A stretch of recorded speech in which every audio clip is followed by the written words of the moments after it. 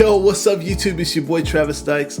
Today we are going to be starting a 2-video series talking about how to play bass for the complete beginner. And when I say complete beginner, I'm talking like you never touched a bass before. And so what I want to do that's different than most other beginner lesson videos, I want to take you from not knowing how to play a bass, from even knowing what a bass is, all the way to being able to play in a band. So without further ado, let's get into the lesson.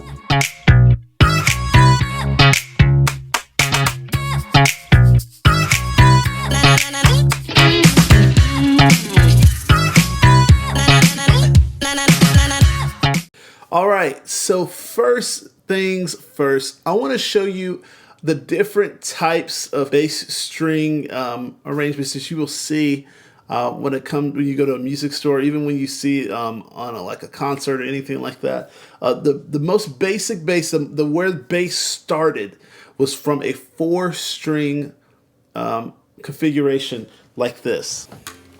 This is a 4-string bass, and this is like kind of like the normal, like run-of-the-mill like bass. As things progressed, and when it comes to technology and just being able to get lower notes, that's when you started seeing more strings like the one that I play, a 5-string bass.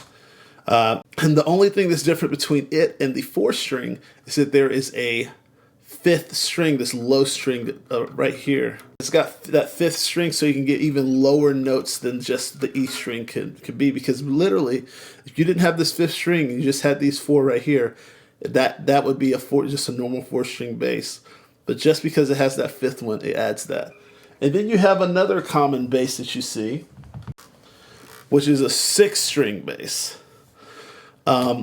This is one that probably don't see as much. I see it in more like churches and gospel style things more so than anything. This one's it's 2 added strings, so it's 1 low string, which is just like the 5th string, the B string, and then it adds 1 extra one that's up high, which is the C string. And so basically it gives you being able to go really low or really high. So like for chords and different things like that, it allows you to be able to access that. The reason why you probably don't see many of these is because a lot of people, because bass is a low frequency instrument and that's where it's fitting in the band, a lot of times you don't see people have a need for the higher string, because whenever you have that higher string, you kind of, if you play too many chords as a bass player, you kind of jump into the territory of a guitar player. And so when it comes to playing with the band, that's the reason why you only see like 4 and 5 string more so than you do anything.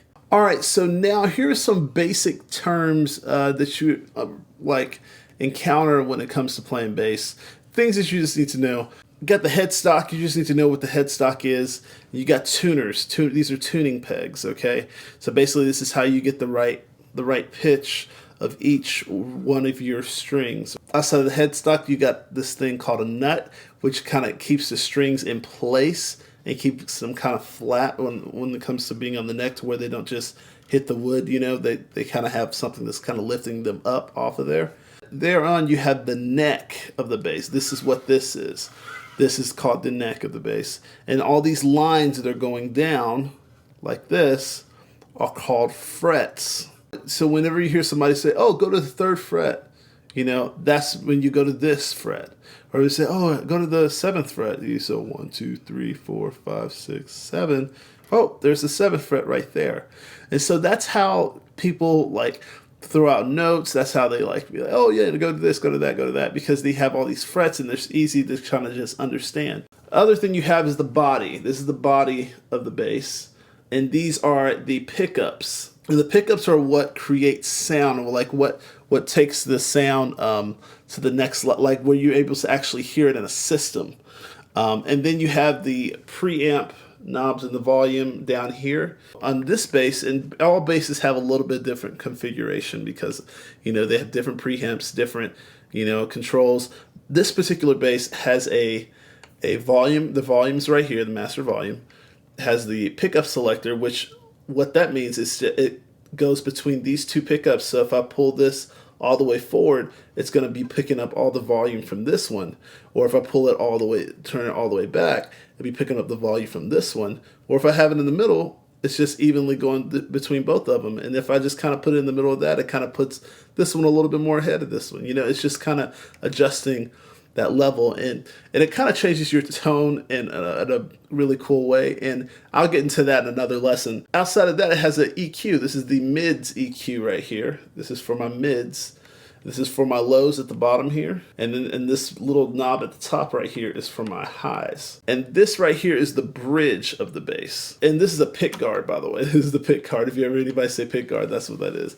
And so these are some of the just basic things you just need to know when it comes to just being able to talking about bass and be like, oh man, I don't know what's wrong with my bass, or you know, this thing right here is scratched. You can say, oh, my pick guard is scratched, or I really need to change out my pick guard, or something's wrong with my frets, or the neck of my bass is like bent in a weird way. You know, this is all the different things that you just need to know and be able to understand when it comes to learning and playing bass. All right, now let's get the string names. So we have this is a 5-string bass, like I said before. So it's got this extra string up top, but for the normal figuration for a 4-string would be this E string, A string, D string, and G string. Now the only string that's added to this 5-string is this B string right down here low, and that is what makes up a 5-string, and that's literally what makes up the strings of a bass. You're probably wondering, oh, okay, I got my bass terms now. I've got my, my configuration. I know my strings. It's like, now how do I play the bass? And this is exactly what this section is. We're going to talk about how to pluck with the right hand and how to press down with the left hand. So for the right hand, what you want to do is you want to pull down, you want to play, and you want to pull towards your thumb. So I like to sit my thumb on my pickup like this, okay? And what I do is that I take my index finger and I press down and pull towards my thumb like this. Same thing with my middle finger. I pull it towards kind of where my thumb is, kind of like that. And so I get this little action right here. All right, let's go to E string. If you have a 4-string, it'd be a little easier. So we get. So then I'm literally striking through to go to my B string now. Instead of going to my thumb, now I'm going to my B string, or my whatever my string is below, if you have one. And if you don't, you go to your thumb like this. So even right here.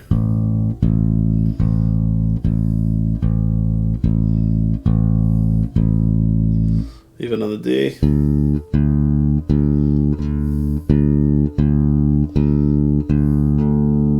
All right.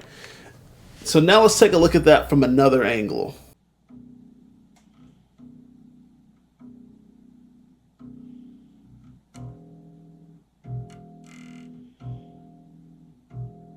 All right, now on your left hand, what we're going to do is that we want to make sure we exert enough force with our left hand, because a lot of times you could start playing and just be like, get this sound right here. And you're like, man, what's that sound? Why does it sound so buzzy? It's because you're not pressing down hard enough. So whenever you press down, you want it to sound like this. You see how clean it is? There's no buzz, there's no nothing, because I'm pressing down all the way. Same with any other note.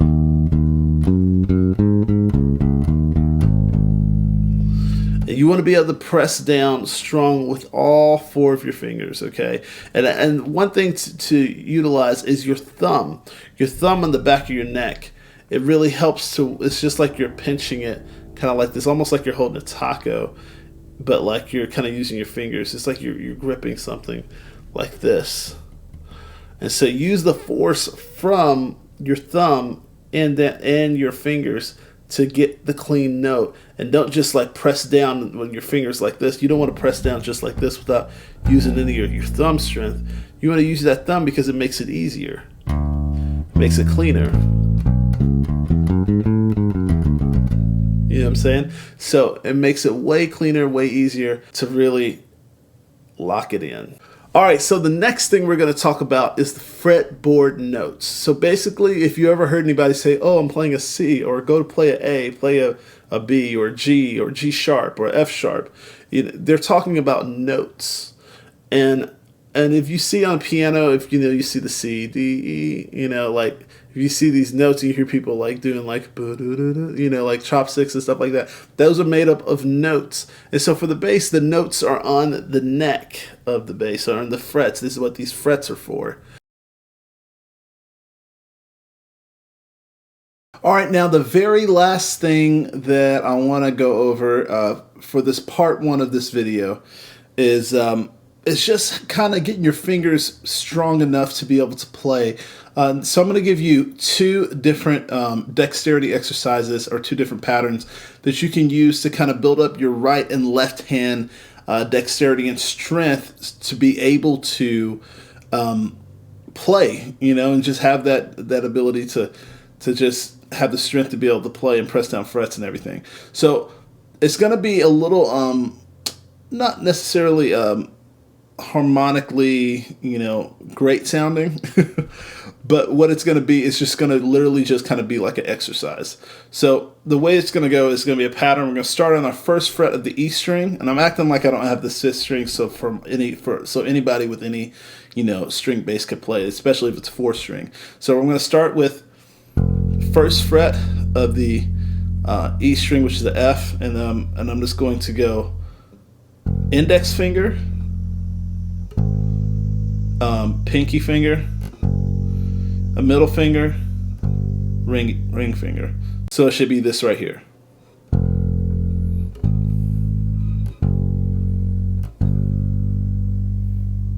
And then same thing on the next string of the A, first fret with our index, pinky on the 4th fret, middle on the 2nd, ring on the 3rd.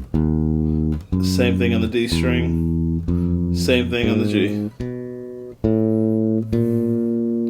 But I want you to notice too is that I'm not just playing with one finger like this. I'm playing with two, alternating like this. So watch this. So we go.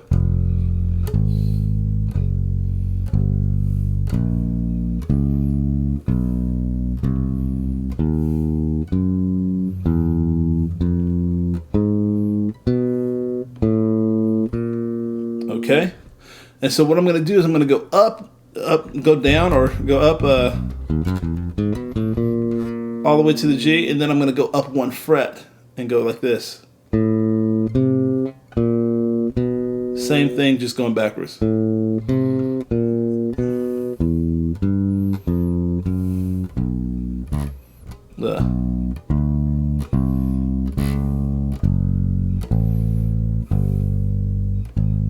Like that. And then same thing, I went up a fret, did the same pattern.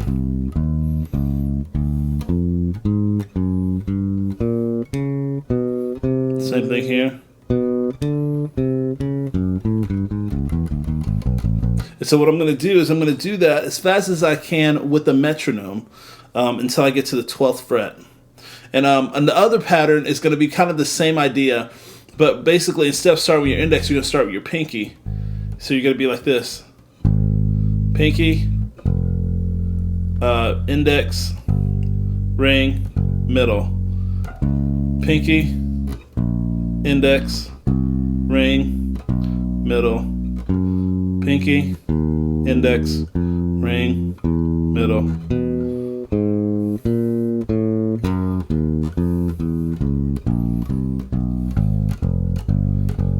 Just like that.